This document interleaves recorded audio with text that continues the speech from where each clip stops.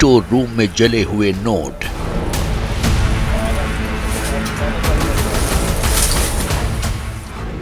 घर के बाहर पड़े जले नोट।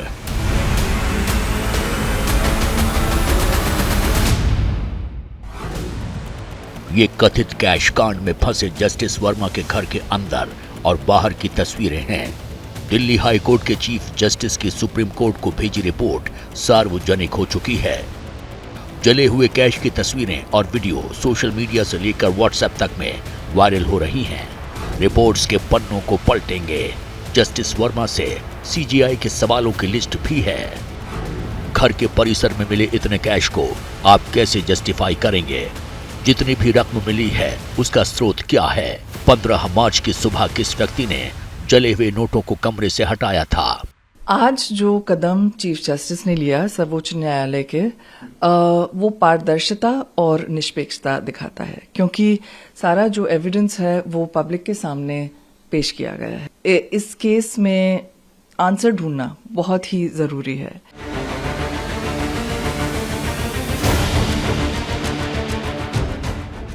कथित कैश कांड केस में जस्टिस वर्मा की मुश्किलें हर दिन के साथ बढ़ती जा रही हैं। सुप्रीम कोर्ट के चीफ जस्टिस संजीव खन्ना ने मामले की गंभीरता को देखते हुए जांच कमेटी का गठन भी कर दिया है। जांच कमेटी में कौन कौन है ये आपको बताते हैं। पंजाब और हरियाणा हाई कोर्ट के चीफ जस्टिस शील नागो, हिमाचल प्रदेश हाई कोर्ट के चीफ जस्टिस जीएस संधावालिया और कर्नाटक हाई कोर्ट के जस्टिस अनु शिवरामन जांच कमेटी के सदस्य बनाए गए हैं। जांच से सब दूध का दूध और पानी का पानी हो जाएगा। ध्यान रहे कि किसी हाई कोर्ट के जज को पद से हटाने की प्रक्रिया का पहला चरण जांच कमेटी का गठन होता है। अब जस्टिस वर्मा के मामले में जांच कमेटी बन गई है और अगर जांच कमेटी को जज के खिलाफ सबूत मिलते हैं तो इसकी रिपोर्ट संसद भेजी जाएगी। उसके बाद संसद में जज को हटाने का प्रस्ताव लाया जाता है। हालांकि अगर उससे पहले ही जस्टिस वर्मा इस्तीफा दे देते हैं तो संसद में जज को हटाने का प्रस्ताव लाने की जरूरत नहीं पड़ेगी।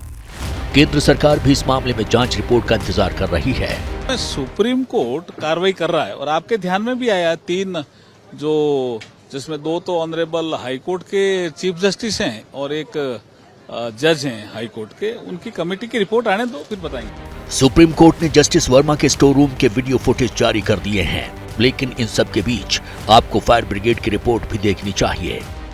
21 मार्च को सामने आई ये रिपोर्ट फायर डिपार्टमेंट की है। इस रिपोर्ट में कहीं भी किसी कैश की बात नहीं लिखी गई थी। रिपोर्ट में लिखा था कि घरेलू सामान और स्टेशनरी का नुकसान नहीं हुआ था।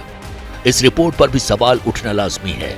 आखिर फायर डिपार्टमेंट ने तब इस पूरे मामले पर क्यों कुछ नहीं कहा था? खैर, ये मामला अब बढ़ता ही जा रहा है।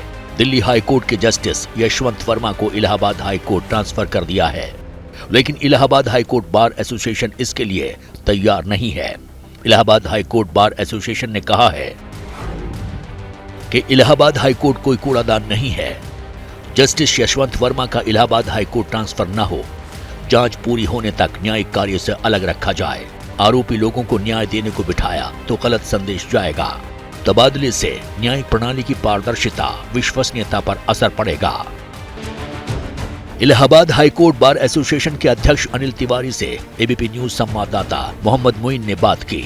बार एसोसिएशन ने जो फैसला लिया था अब भी उसी पे कायम है। जो मीटिंग बुलाई गई है वो 24 की दोपहर 1 बजे मीटिंग बुलाई है। मीटिंग के भी पर हम कायम हैं और उस फैसले में रद्दोबदल का तो सवाल ही नहीं पैदा होता। दूसरा, इसकी बहुत विस्तृत जांच की जाए, लेकिन वो इन हाउस जांच नहीं, बाय सीबीआई और ईडी इसकी जांच हो। Allahabad high court bar association इस मामले में आर पार के मूड में नजर आ रही है। Allahabad high court bar association justice Verma के खिलाफ महाभियोग प्रस्ताव लाने की तैयारी में है।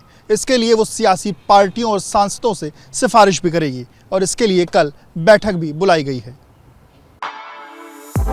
For exclusive and insightful videos, subscribe to our new channel ABP Live Premium. For exclusive and insightful videos, subscribe to our new channel ABP Live Premium.